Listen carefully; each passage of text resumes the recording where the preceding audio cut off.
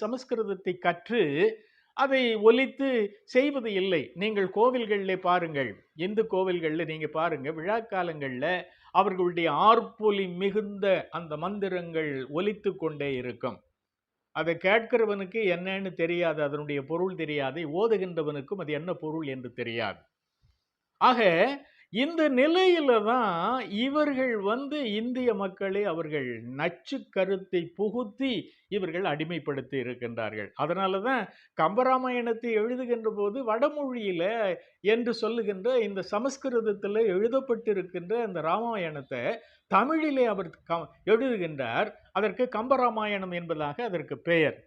அதில் அவர் எழுதுகின்ற போது இந்த சாதி வேறுபாட்டை அவர் எழுதுகின்றார்.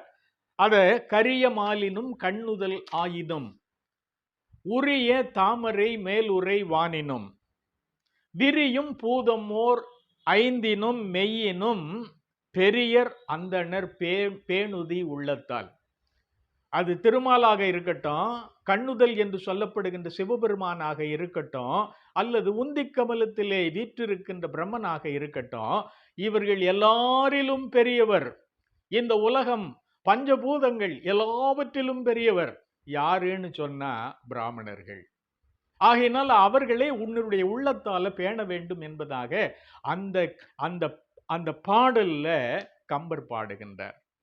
அப்போ சமஸ்கிருதத்தில் பாடப்பட்டிருக்கின்ற அந்த பாடலை கம்பர் என்ன செய்திருக்க வேண்டும்? அதை ஒதுக்கி இருக்க வேண்டும்.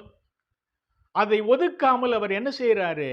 அந்த வர்ணாசிரமம் என்று சொல்லப்படுகின்ற குல வேறுபாட்டை அவர் நிலை நிறுத்துகின்ற போக்கிலே ராமாயணத்தை எழுதுகின்றார். ஆகையினால இது ஏராளமான செய்திகள் உண்டு. குடியரசுத் தலைவராக இருந்த ராம்நாத் கோவிந்த் அவர்களுக்கு நேர்ந்த நிகழ்ச்சி நமக்கு எல்லாருக்கும் தெரியும். கோவிலுக்குள்ள நுழைய விடலை. இப்பொழுது இருக்கின்ற குடியரசுத் தலைவர் முர்மு அவர்கள் பாராளுமன்ற கட்டடம் புதிதாக திறக்கப்பட்ட போது அவர்களுக்கு அழைப்பு கொடுக்கவில்லை. அதற்கு மூல காரணமாக இருந்தது எல்லாமே ஜாதி. இந்த சாதி வேறுபாடு இவர்கள் மூலமாக புகுத்தப்பட்டிருக்கின்றது. இது இன்னும் நாம் ஆழமாக சிந்திக்க வேண்டும்.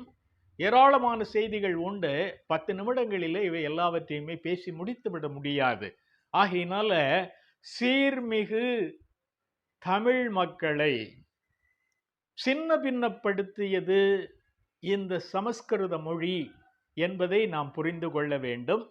இதனை இன்னும் அதிகமாக வருகின்ற தொடர்களிலே நாம் பார்க்கலாம்.